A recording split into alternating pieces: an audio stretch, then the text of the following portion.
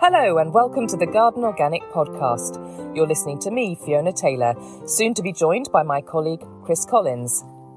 It's July, the time of year when we enjoy the challenge of when to water, what to pick and when to feed. Chris has really banked on it being a hot summer and is hoping for a bumper crop of aubergines, tomatoes and peppers, all of which he's planted outside. I'm less optimistic because I didn't have such a great start to the season. My peppers and aubergines just didn't get beyond seedling stage. Was that the peat-free compost I used? We'll be chatting about these things later on when Anton joins us for the postbag. A couple of weeks ago, Garden Organic was asked to exhibit at Gardeners World Live. We created a tiny garden to show how even the smallest space can become a system that supports biodiversity with the use of organic growing techniques. We got a gold award for our garden and hundreds of people at the show gave us such warm feedback. So if you happen to be one of those, thank you. This month, we're keeping it all in the family, as Sarah will be interviewing our very own Director of Horticultural Science, Dr. Bruce Pearce. Listen in to these two passionate advocates of organic growing as they discuss just how important organic is today. We don't have any choice. We have to do this. This is the only solution. But before we get started, I'd like to thank our sponsors, the Organic Gardening Catalogue. Why not check out their amazing range of plants, seeds and equipment on organiccatalogue.com. And if you're a member of Garden Organic, you'll get 10% off. There's also a special offer on plant feeds and compost just for podcast listeners at organiccatalogue.com/POD5. So stay with us and let's hope we can encourage and inspire you to keep gardening the organic way. Meanwhile, I'm off to catch up with Chris to see what he's been up to over the past few weeks. Hi Chris, how are you? I'm very well, Fiona. It was great to see you a couple of weeks ago at the Gardeners World Live show at the NEC. I know. If we can afford to congratulate ourselves and the whole organisation, I'd say, because I've managed to get a gold medal. That's right, because we did a show garden. So that was what it was called, Small Spaces, Big Ideas. And it was basically like a collection of ideas that we've always associated with Garden Organic. Of course, we had a composter, we had liquid fertiliser maker. Well, of course, Bocking 14 was on display. We had a bog garden. We had heritage seed library plants there. We had ponds. We had vertical gardening. It really did include a little touch of everything for people to take home and do in their own spaces. Absolutely. I think for me, the little tiny pond and the tiny bog garden next to the pond was so inspirational. And that's what it was about, just inspiring people to have a go. And I think for me also, the fact that we built that garden on a paved area, which people would think, oh, that's not very sustainable. But a lot of people don't have a choice. That's all they've got outside their door. And actually, you can still do so many things to encourage an ecosystem, even within that small paved area. Exactly. And it's worth pointing out as well, as a lot of the sort of, raised beds and all the materials, the pergola, all this kind of stuff, was all made out of upcycled materials, upcycled wood. We didn't go out and buy anything brand new. It was all put in from second-hand items. And I think that's quite important. You don't need to spend lavish amounts of money to create a nice little growing space. And it went down really well. It was very, very successful. In fact, I do know some of the judges. I did get a bit of a feedback. And they were saying it was packed full of good ideas that people could do at home that were relatable. And that's what won it for us. That's the thing, isn't it? It's about showing people how easy it can be. It doesn't matter how big or small your space is. There's so much we can do to support biodiversity, to grow our own food, to have an area that brings us joy. I mean, the whole show actually had a sense of people wanting to do positive stuff to support nature, didn't you think? Yes, it was. There was a very, very big theme running through it, wasn't there, of sort of reclaimed land and reclaimed materials. Quite a lot of wild free planting. There was the old garden that was a bit more formal, but you could see that's what they were really going for. And I think even at Chelsea, when I was there at Press Day, that was also tended to be the theme. It was much more freer and more relaxed planting. I've got a feeling the same is going to be there at Hampton Court as well. It's good to see that the gardening sector is really beginning to pick up the pace on this now, and that actually there is so much we can do as gardeners. I mean, we've been saying it for years, haven't we, as Garden Organic, but it's becoming much more mainstream, this messaging. It certainly is, and from a person who's been around the subject for a long time, the change is incredibly palpable. The thinking is completely different. When I started It was much more regimented. It was about borders being kept nice and tidy and nice straight edges and striped lawns. I think you can still have those things, but the fact we're embracing nature and sustainability around the edge of that as well is really, really important. And planting as many different types of plants as possible, encouraging as many different types of pollinators in as possible, less about the blocks of the same plant, less about a kind of a monoculture in your own garden, and more about mixing it up as much as possible. Well, even on a macro scale with our local authorities, if you drive from Coventry Station up to Brighton at the moment, it's full of wildflowers, all the verges, the roundabouts, and so everybody's starting to embrace this diversity, and that can only be a positive thing, can't it, Fiona? I think so. How's the biodiversity going on your allotment, Chris? Well, it's good. There's plenty of biodiversity weeds there. It's incredible. For me, the period between March and June is just so intense, so busy. But yeah, it's looking good. All my hardy annuals are starting to flower. And I need a lot of water. It's hot in London, to be honest with you. So I tend to get down there very, very early in the morning and really deep water so it gets the maximum impact. Everything's quite slow for me in terms of growth. I took a bit of a risk this year, Fiona, because I've gone for quite a lot of exotic materials. I've got a lot of peppers, chilies. I've even got melon down there. I've got a lot of sweet corn, aubergine, cucumber, tomato, all planted out in the open sort of raised beds, the plots. And so I'm hoping for a hot summer because those crops might not do so well if they don't. I'm in quite a sun trap where I am, but I'm kind of going for the stuff I kind of use a lot indoors as well. So fingers crossed it'll be all right. But I need to keep that watering. I need to keep that weeding going, that's for sure.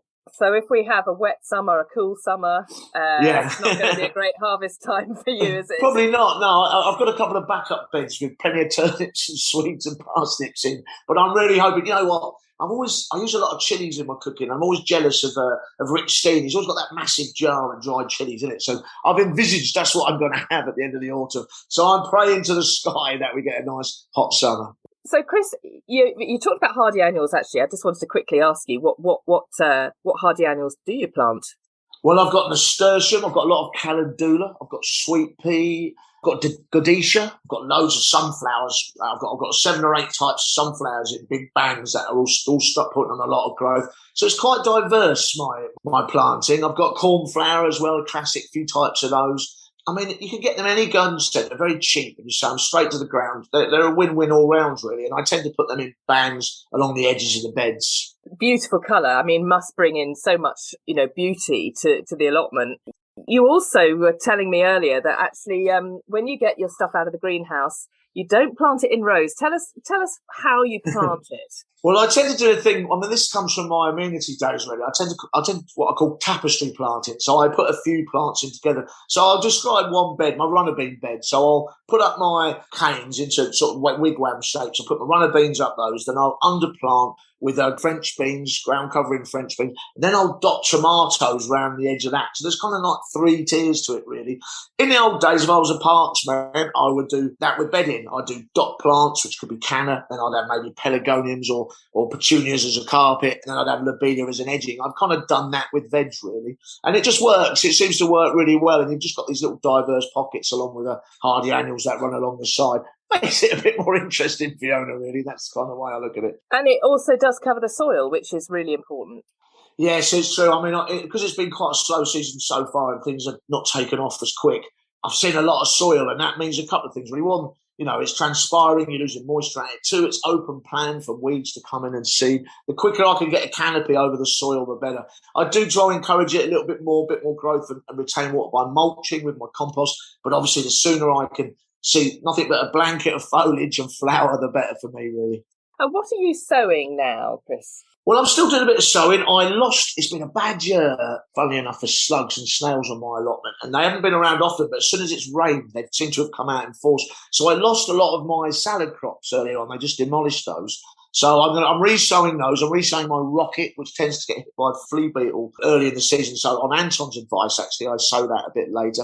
I'm putting turnips and Swedes in because I absolutely love them, and I can leave them in the ground as a winter stock so I can have my roast dinners. I tend to thicken up my runner beans with direct planting a runner bean seed into the soil this time of year just to double them up a bit because that's feasible. So there's still a lot of seed sowing going on down there. It never stops, does it? No, it doesn't. No. If only there were 36 hours in a day. And are you still seed sowing in your garden, Fiona? Well, yes, I am, but that's only because I'm hugely disorganised. I am still sowing courgettes because I'm hoping that they will fly away and get going quick enough. And actually, if they don't, I never mind a small courgette. I mean, they're lovely if you pick them as baby courgettes. So, yeah, I'm still frantically sowing for a few food crops. Yes, like you, carrying on with lettuces and transplanting some of my lettuce seedlings into pots that I dot around on a table outside the kitchen so that I remember they're there. Because that's the other thing, is I'm terrible for remembering what I've grown, and I need to make sure I go and harvest things. So having them outside the kitchen window reminds me. I am also sowing some herbs still. Yeah. So I'm continuing with my successional sowing of dill and basil. I just love it. And again, it's one of those things that even if they don't get very big, they're wonderful as small. Even micro growth is absolutely brilliant for those really tasty herbs. Oh, you'd be proud of me, actually, because I've got some really nice basil on the balcony. Big leafy basils that have done really well. They've enjoyed that south facing. I'm cropping that now, and I sow a bit more with it. Last night with a bit of mozzarella and tomato with that fresh basil, it was delicious. Yeah, I mean, the joy of harvesting basil, of course, is you're pinching it out all the time. So then you're just constantly getting more and more leaves, and they're so quick. They turn around so quick. So I love harvesting basil. It's so satisfying. So is there anything else? Are you harvesting anything from the garden? Yes, my raspberries, actually. Lots and lots of golden raspberries. We've had about a sort of cereal bowl a day for the last 4 or 5 days. Absolutely joyous. You cannot beat a fresh raspberry, and because I bring them in with great intentions. I'll make a little pot of jam with that, and of course, no, that doesn't work because we all get into the bowl. Yeah, exactly. How about you? Yeah, well, my big thing the last 3 or 4 weeks is I've had incredible amounts of strawberries. I mean, loads and loads of fresh organic strawberries, which I have to say are an absolute. The taste has just been incredible. If you get them when they're that really dark sort of red. They're just so sweet and delicious. No cream needed, that's for sure. They're coming to an end now, which is a bit sad because I've been away a lot and my wife got to eat most of them, but you can't have everything, can you? You can't. I mean, we feel like we're at the height of summer now, but you have a lot of history of working in Scotland. So how does it differ a bit further north from where we are? Well, I reckon, it's a good sort of 3-4 weeks later than we are in a way. And it tends to be, I would say, I always felt it was like 5-6 degrees cooler. So there's got advantages and disadvantages of that. So the advantages is obviously, I think you can grow things like temperate crops, like salads and soft fruit for that matter, who like the lower temperatures. They tend to thrive a lot more up there. Whereas down here, I put some spinach in, it tends to bolt. My coriander's bolting. The heat wants to put it to seed. But I just think there they have to hang back a little bit more. And also the light levels are different because, obviously it gets darker in the winter and you have to wait for those days to start extending. But I think it's all about timing when I was up there. You have to just hold your horses a little bit more. And that's the truth. But I think they have advantage to having that cooler temperature for quite a lot of crops.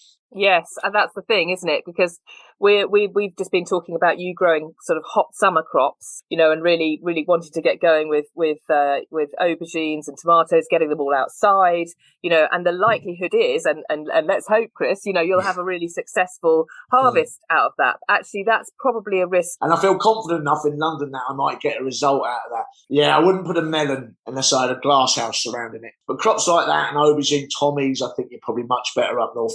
Further north you go to get it under glass where you can keep a better eye on it. Now, we've been talking about all this work we've been doing and we're both looking forward to our holidays. Let's have a little chat about what we're doing to prepare for that. It is a jeopardy time for me. I'm not so worried about the allotment because that's starting to establish now. I can mulch it. And if the worst comes to the worst, I've always got my mate Pete on the next allotment and I can drop him a text and he'll water. But that's not so much a concern for me. The balcony and all the hanging baskets, which I have to say are already looking incredible. The growth on it, the flower, the balcony's looking amazing. You talked about mulching. So is that where you would get yourself really prepared? You'd perhaps water, then mulch, then water, then go on holiday. Would that help on the balcony particularly? Well, I think so. Baskets and stuff are really, really full. So if I can get a bit of top dress, I usually use worm cast or something like that to get in there to help retain the moisture. I will. But to be honest, there's no real way around not watering a basket. They just need the water. They really do. Otherwise, they're just going to go over. So you can buy these things, or you can make one yourself. You can buy these taps that you get onto an old water bottle, like a still water bottle, and they've got a little tap on, and it'll just you fill them up and you sink them into the basket, and that release water. If you don't want to spend money on that, the original way was you put 5 or 6 layers of cling film over the mouth of the water bottle, then prick it with a pin and sit that in as well. So you've got a slow release of water. And of course, we are in the UK, so there's probably a good chance it might rain a couple of times as well. My houseplants are a big worry as well. All the small ones will get lifted and sunk into the bath, into water there. And those two methods seem to have worked well in the past. I mean, I worry about drowning them, to be honest. Putting them in the bath with a little bit of water, that worries me. But you're right, some plants are very sensitive to overwatering, particularly houseplants, because they like free draining. But there's not much else I can do about it, because I can't persuade anybody I know to come in the house and water for me. Bigger houseplants, like the big weeping figs, the cheese plants, all that, I'll just give them a good drink before I go and they'll ride it out, no problem. And what about the weeds? Do you think they're going to get away from you? Well, they definitely will on the allotment. I mean, if I'm not there for a day, they get away from me. It's like it is. Luckily I've been doing this a long time, so I like to think I'm fast at sorting it out again. So I just need a good day on there, my bum in the air, weeding, and that's what solves it, really. And anyway, it's cheaper than the gym, isn't it? So there you go. It is cheaper than the gym, that's for sure. I mean, I would have thought the mulching would help a bit with the weeding, though. Absolutely, because they just don't get a grip and moisture retention as well. And those sort of annual weeds, I get a lot of speedwell coming into the allotment. I don't know if you know seawell, it's like a blue flower. You see it in the grass in the spring, but it kind of grips the soil and it's a real quite difficult to pull out. But that's in a mulch that'll just pull out really gently, and that's the reason. But also keeping this humidity around plants like courgettes that you just mentioned, making sure the air's not too dry, that might encourage mildews and stuff as well. You can't go wrong with a homemade compost mulch, especially this time of year. I was going to talk about compost actually. What should we be doing to sort of look after our compost heap over the summer? But I like to speed mine up, so I get in with my hands and turn it, and I also like to water it, keeping the moisture in there, keeping the air in there, then it rots much quicker.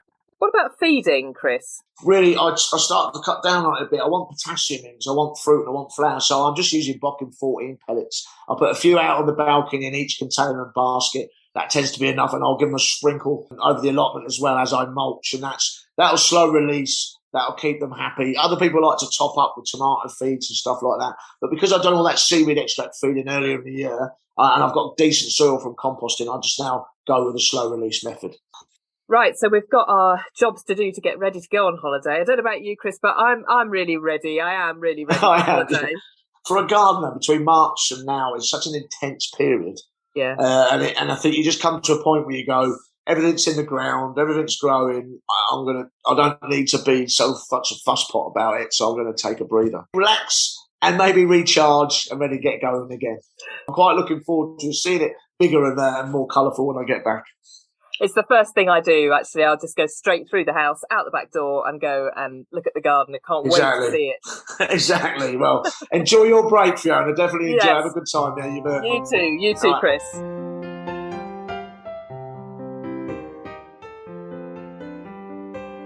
Now we move from gardens and gardening to the broader world of organic growing.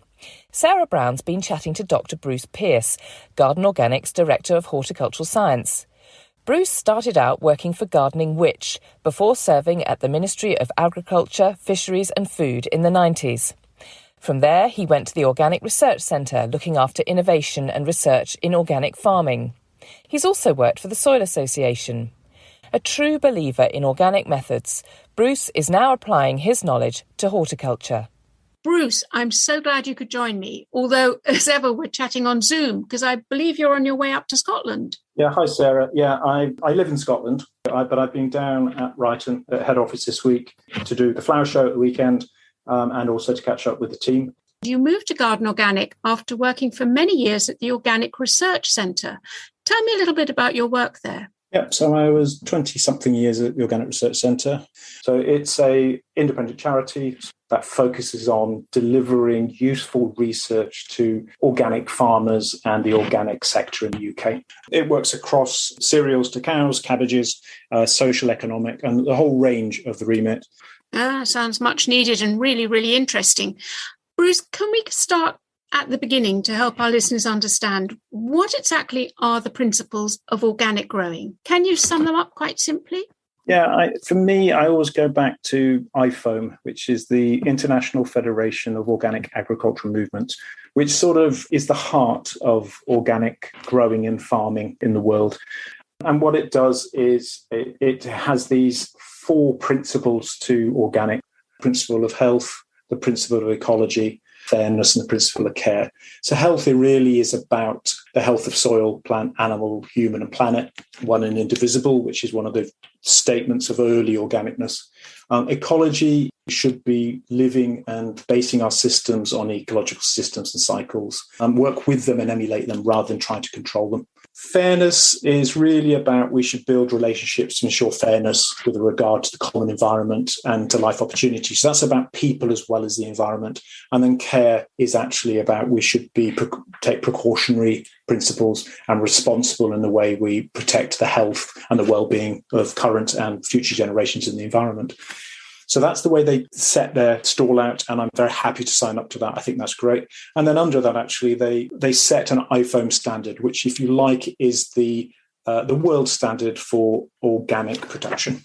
It's very interesting, Bruce, from what you've said, and I love this concept of fairness and ecology, but there's no mention there about the use of pesticides and artificial chemicals, because this is what most people associate with organic growing. It seems a much broader picture, doesn't it? Well, to an extent, they're nearly irrelevant, because what we're saying is it's a positive way of dealing with things. So if you're looking at the principle of ecology, so it's actually living within these systems and the life cycles and working with them rather than trying to control them. And again, if you're looking at the principle of care, about being precautionary the way you're dealing with things and responsible. We know that there's problems with industrial farming, and we're using pesticides in farming where we look at the biodiversity problems that have been created by the way we've been farming since the Second World War, really.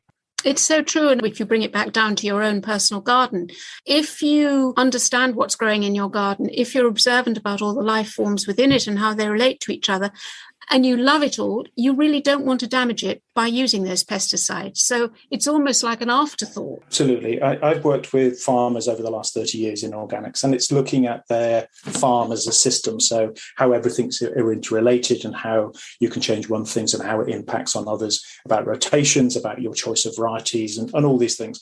And I'm now come to Garden Organic. I'm really interested to see how we can take that concept and really illustrate it to gardeners and people on their allotments, which they're already doing, but actually to see if we can get more of that diversity in, so actually doing much more for them and for the environment.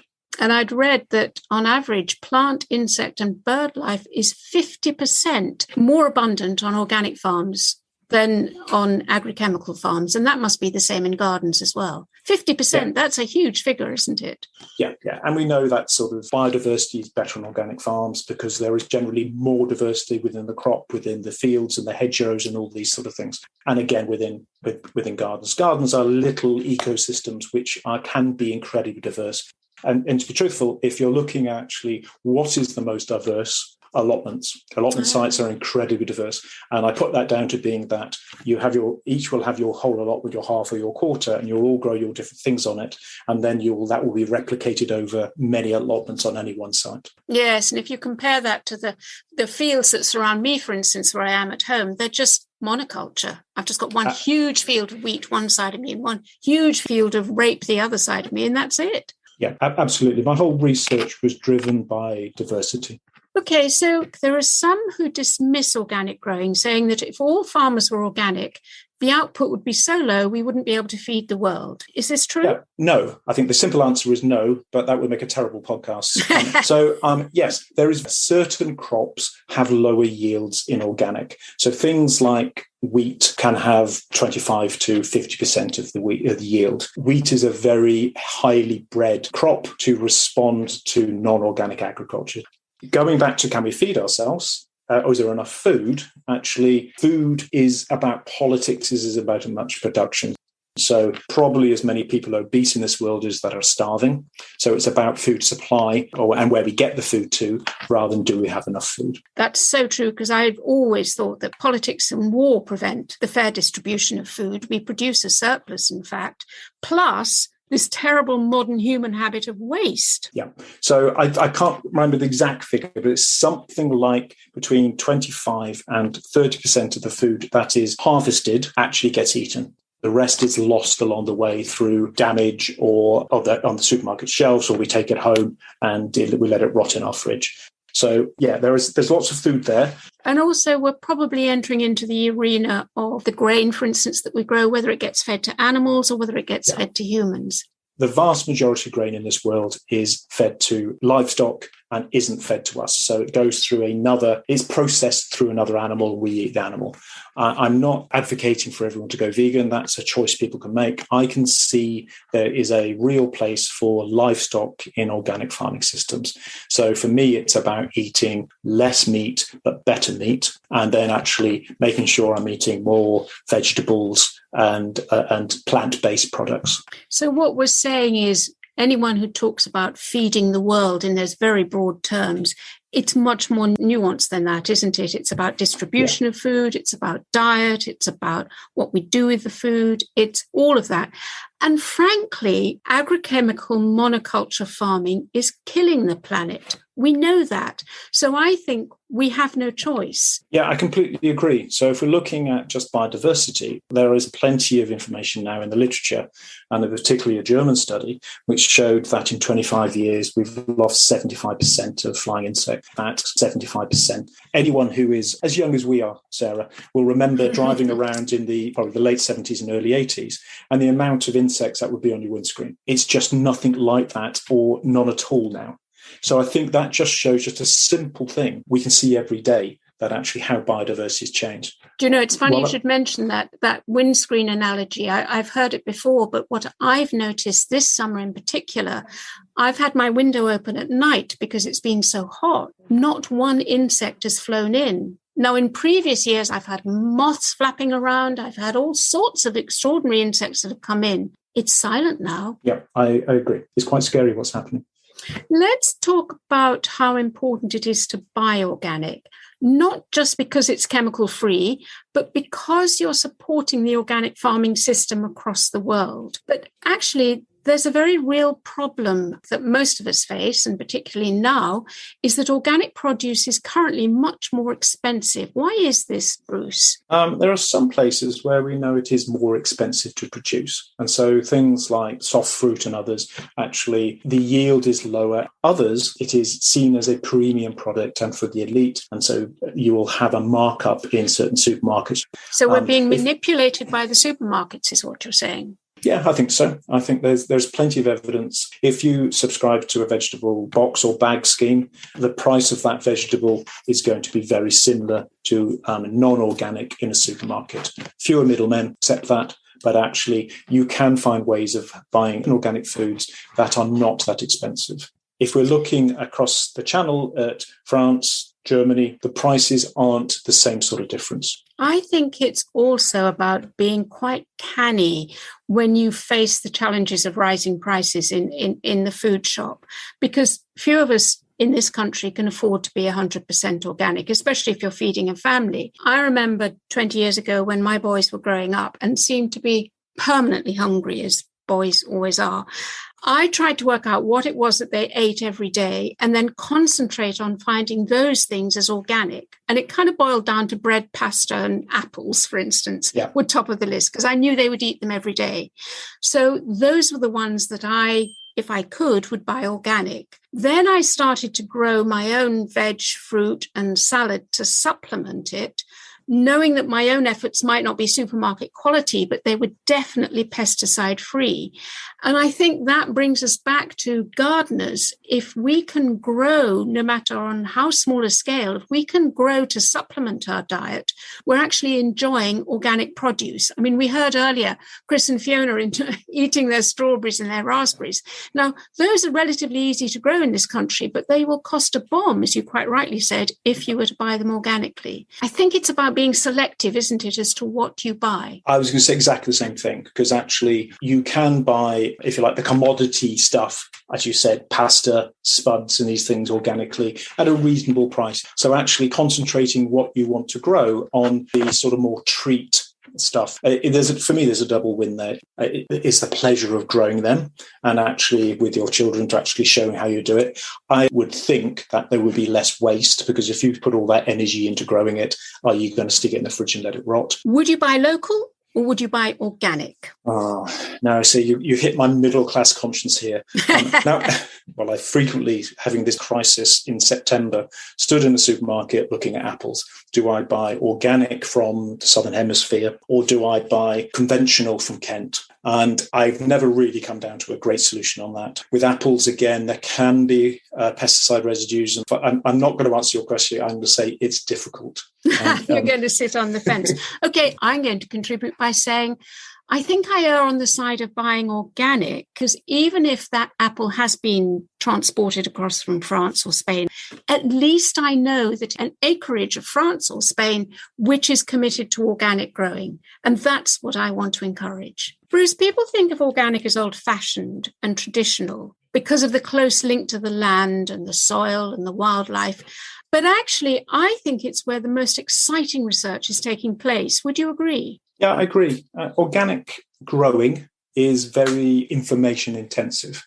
If you're looking at what can be done conventionally, the technology can solve things and they're dealing with things. If you're growing organically, to have an awful lot of knowledge in an awful lot of different ways. So the research has really helped that. So one of the things we worked on was producing a population of wheat. So most wheats will be a monoculture, so very narrow genetic base.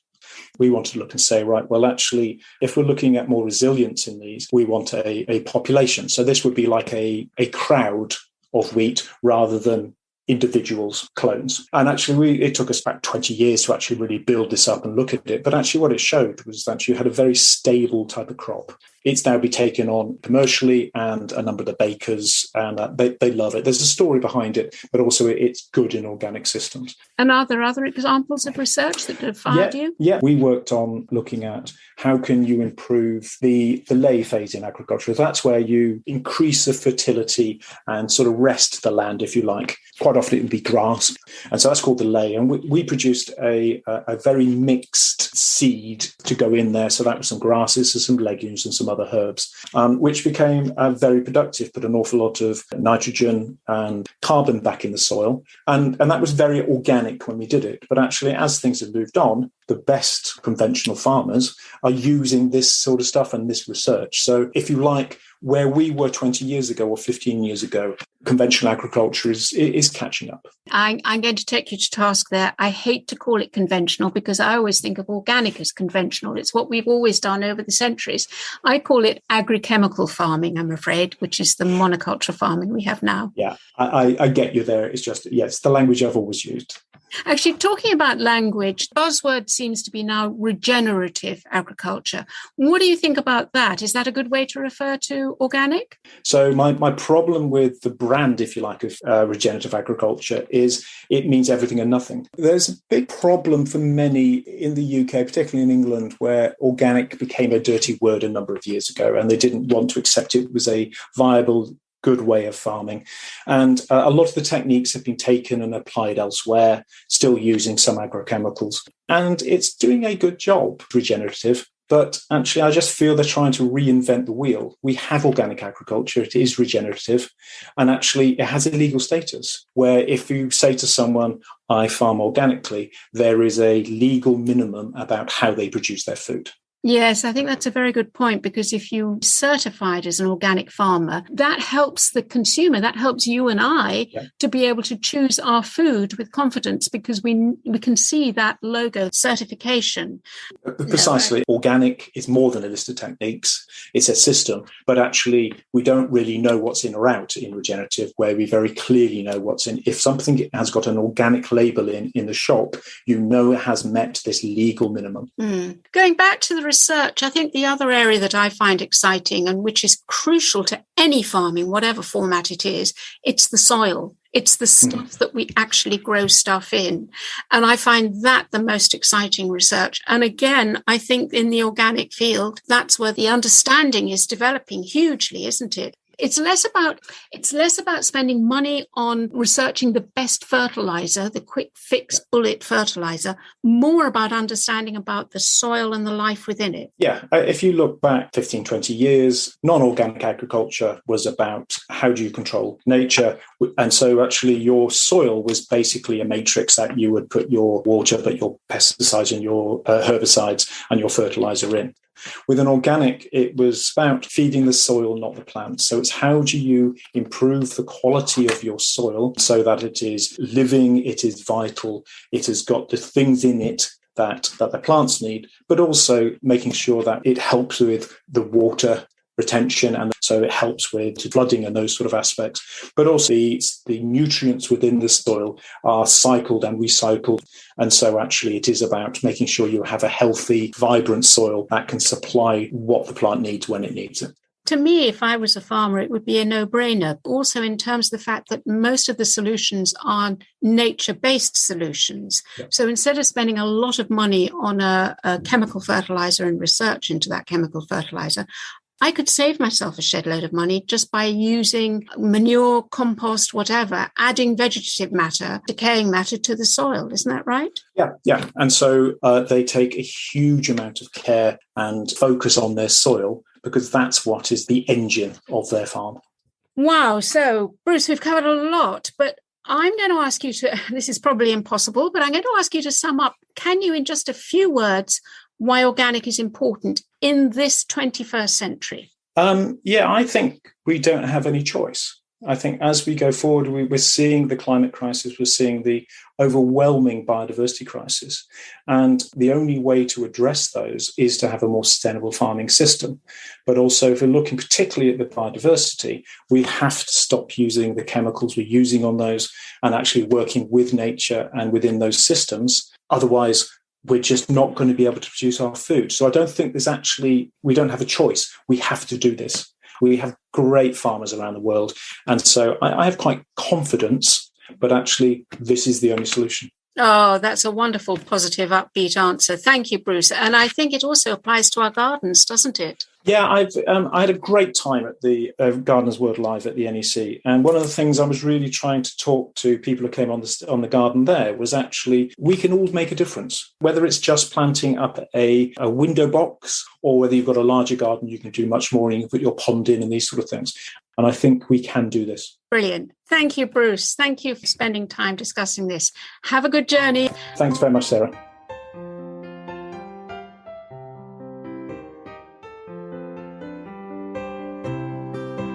So now time to turn to some of your questions. We've been opening up the post bag. I've got Anton Rosenfeld and Chris Collins here with me. The first question we've had is a really big area that it's really great that somebody has raised some of the issues that they've had, and that is about going peat-free. So I'm going to read you the question we've had. I'm really struggling to find a good seed sowing alternative to peat-based compost. I've tried numerous peat-free alternatives and I've tried multi-purpose and seed-specific mixes. I've been careful to buy fresh compost for each sowing, but the results have been disappointing. Poor germination or complete germination failure, or if they do germinate, really poor growth. For example, I've had seedlings at about 1 inch high and not grown for months. I'm so frustrated because I used to have lots of success and I really don't want to go back to peat compost. Is there anything which you can advise? So first of all, Anton, can you give us a sense of how often you're hearing these sorts of questions? Yeah, they do come up from time to time. I think we need to be aware that peat-free compost is still quite a work in progress. We've used peat for quite a long time, but perhaps people are still not sort of getting that sort of consistency when they are making peat-free compost because they're making them from natural processes. So each batch might vary slightly. And I think the thing is we need to be able to as a grower, respond to those little changes, sort of observe things really carefully rather than just doing things by rote. So for the poor germination, there's a number of things that I've found. I think peat-free composts sometimes aren't as good at wicking moisture into all the corners of the seed trays. So it's really important that you press the mix well, you tamp it down well to make sure there are no air pockets where seeds might get trapped in a dry space. To make sure that it's well soaked as well, I always stand my trays in some water first, and I just let it soak up right the way through the mix. And you can just see the tops start to glisten when you do that. So you know it's then time to take the seed tray out of your tray of water. I also find that peat-free composts are less forgiving of sort of cool temperatures as well. So you need to make sure that you've got it in a pretty nice warm place for seeds to germinate. Otherwise, there's a danger they might sit there and rot. So, yeah, I think if you're doing all those things, then that will certainly help with your sort of success in germination. Chris, what's been your experience? Well, I have the same thing, and it's interesting now, if I walk through my local supermarket, 2 years ago, there was no peat-free compost. Now there seems to be 6 or 7 varieties, obviously, as this message is getting through.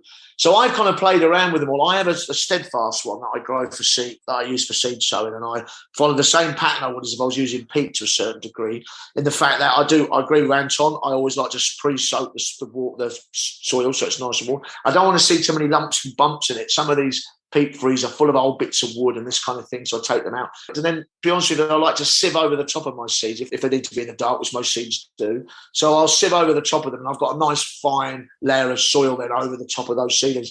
And then really the big one for me is I put them in heated propagators. And the germination rates I've had with them are very, very successful. So I get them up quite quick. I think the important thing with it is to move them on quite quickly. So then I'll move them into a peat-free multi-purpose, which is where the game changes a little bit. So I'm a big believer in pricking out. I like them to be stimulated by the pricking out. And I think this is where you might have a problem with them just sitting there. So when the seed is up to about 4-6 leaves, if it's sitting quite small, I will then feed it seaweed extract. I'll start to give it a boost to try and kick it along. I think my watering and feeding techniques, because I'm obviously a big container grower, have definitely changed due to peat-free. I think I have to be far more attentive. So I think that my daily routine is changed into the fact that I have to be a bit more aware that a peat-free compost might not be as consistent as ones I used many years ago. So vigilance is really key. So when we've got our seedlings, one of the problems that's been highlighted is that the growth stops. And Chris has just talked about a seaweed feed. I wonder at what stage should we intervene with a feed if we feel that the seedling should have moved on and it hasn't? Can you feed them too early? Yeah, we want to make sure they've got sort of 3 or 4 true leaves on them, really. If they're very, very small, then there's a risk you could scorch the seedling. Usually, in my experience, it's when they get to about the 3 or 4 leaf stage, that's when they seem to stop. So that is probably the time to start feeding them. And yeah, if they have stopped growing, then sometimes what happens with peat-free composts is, and particularly when the temperatures are cool, then some of the nitrogen that is in the mix gets sort of locked up, particularly when there's quite a lot of sort of woody products in the peat-free compost. And that's why you end up with these sort of seedlings turning yellow and sort of standing still. And so you will then probably need to provide a sort of supplementary feed, a seaweed feed, a comfrey feed, something like that to get it going again. And the other thing I do is just to sort of move it on into a sort of compost which has got a bit more nutrients into it. It might even move it into a mix which has got some of my own homemade compost in at that stage. I often do that, and I see the seedlings really start to perk up after just a few days. The leaves start to turn green and they start growing again. So moving them on quickly is a good way of getting them to those nutrients, those extra nutrients that they need. Yes, it can help. I mean, the liquid feed is a real sort of instant fix, but moving them on is perhaps a better sort of long-term sustainable solution. So we've got past the seedling stage now, and let's say we're now potting up into bigger pots. I know you do a lot of that on your balcony, Chris, for example. Are you finding that peat-free compost is performing well in a larger pot? Well, I think it is really. There's a few things to look out for. That's all. That maybe makes it behave a bit differently. And one is it can look very dry on the surface, but be quite moist underneath. So sticking your finger in and seeing how moist it really is quite important. But I've not found a massive difference between peat and peat-free now. I think that the multi-purposes are getting better and better. I don't know whether Anton would agree with that. Yeah, I found the same really. I found once I've gotten them to the potting stage, the plants really seem to go on. Just like Chris says, all plants in a pot are going to need feeding anyway. So that's really the same for whether you're growing in peat or peat-free. Okay, now we've had another question here about perennial vegetables. I'm going to read the question because I think it's touching on something quite interesting. I've read various pieces of advice online about growing brassicas as a perennial crop. Is this something you'd recommend? And do you have any tips for doing this successfully? Well, we think about brassicas as annual crops generally, but Anton, tell us what your experience is in this realm. Okay, my experience is actually from growing quite a few African kales. A lot of these come from particularly Zimbabwe, actually. There's a lot of Zimbabwean people on allotments, and they will always be growing perennial kale. And the best thing to do is to take an interest in what they're growing and ask them nicely for a cutting.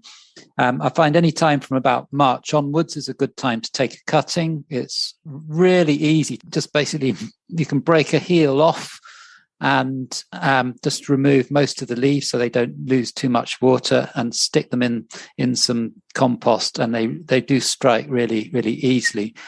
I found the perennial kale, it will keep going for, I'd say, at least 2 or 3 years, sometimes up to 5 years. And you do end up with this massive bush that you can harvest from all the year round. So it's good for filling in that hungry gap period. I found all sorts of unexpected benefits as well. For instance, I found that pigeons cannot fly and eat at the same time, so they can't attack the top bits of your kale. So you don't actually need to be quite so vigilant with netting them. But I found after about sort of 4 or 5 years, you do end up with quite a sort of mass of woody stems on it. And then I think it's probably time to take another cutting and start off somewhere else again. So these African kales, how would we get hold of them? It is about going up and talking to people and finding out more, or is this something that's a bit more widely available? Unfortunately, that's the only way I've managed to get hold of it. It really doesn't seem to be in any seed catalogues at the moment, particularly the Zimbabwean kales. There are some sort of English equivalents like Dor Benton kale, but they're not quite the same, really. Sounds like an entrepreneurial opportunity to me, Anton.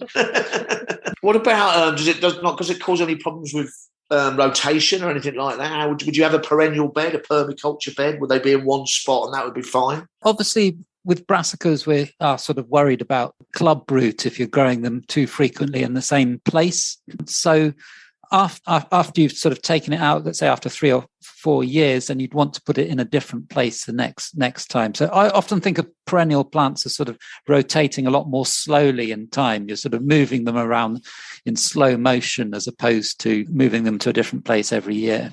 It's a fascinating subject. I love the idea of perennial vegetables because it just mixes everything up, beautifully on the veg patch. Chris, tell us about your experience of perennials on the allotment. I mean, I obviously grow a lot of stuff seasonally, but I wanted one bed that I wanted to just permanent, where actually I did put in, that's where my strawberries are, my artichokes, this kind of stuff that is. So it's almost treated like an herbaceous border, if you like. And I agree with Anton. I think that all herbaceous borders need lifting and dividing every 3-4 years, and that keeps the plants fresh, stops them hollowing out in the centre. When it comes to kale, it stays in if it still looks all right, really, because I tend to put a load of it in as a winter crop. So I like it. It tends, what I find with brassicas, they tend to look quite scrappy through the summer. And then as the temperatures cool towards the autumn, they tend to really come into their own a little bit. And they look better plants. So I would try and graze them through the winter, but I would keep them on if they still were doing that for me into the following summer. I probably wouldn't get more than 2 seasons out of them, but I might try Anton's varieties and see if that lasts longer. I think you're now looking at a lot of people, because our time is so pressed, there's a lot more interested in permaculture, in agroforestry. So I think it's a good idea we look into more perennial planting, and obviously that's good for soil health, etc. as well, because you're not moving stuff around all the time. I know when I worked in Africa, there was a lot of agroforestry out there, and that was all about stopping slash and burn, because you were fixing the site. So you'd have fruit trees, and then you'd have cassava and yam and stuff underneath that. You might even have timber trees mixed in amongst it. So it's a fascinating subject, and maybe kale's a good place to start. So is it one of those cases where if you've grown some kale, it's done well, just leave it in and see what happens? You can do, yeah, and just cut back the flowers a bit to get, and so that it will produce new shoots, then keep it in there. But some varieties, it just won't work so well. We've talked a lot about kale. Any other brassicas that you can grow as a perennial, Anton? There's the perennial 9-star broccoli, which produces these sort of little white broccoli shoots every so often, and you can get both the sort of broccoli shoots off those and the leaves. And we've also at one stage inherited a Portuguese cabbage that grew a bit like a sort of tree in one of our plots as well. So that's another thing that you could have a go at. Well, I'm completely fascinated by this. I think the answer here is we'd love to hear more from anybody who's listening. If they've got any advice on growing brassicas as a perennial crop, brassicas we've not mentioned, ones we may not have heard of, I think we'd love to hear more. Isn't that right, Chris? Certainly, yeah. There's always someone out there who'll teach you something, so I'm sure there'll be a few answers or a few suggestions coming in. Yeah, I'm sure we'll have plenty of brassicas on a postcard. That's it for our July podcast. Thanks for listening. Don't forget to feed and water, and fingers crossed for the weather you need for all your plants to flourish. I do hope you're beginning to enjoy picking a few flowers and perhaps harvesting some fruit and vegetables. And don't worry too much about the weeds. It's summer, a time to relax and enjoy what you're growing. And let us know how you get on. You can contact us through the Garden Organic website. And if you've any questions you'd like us to include, do please email or write in. You can also find us on all social media platforms. We're at Garden Organic UK. It's always great to hear from you. Thanks again to our sponsors, the Organic Gardening Catalogue, and to Kevin MacLeod for the music.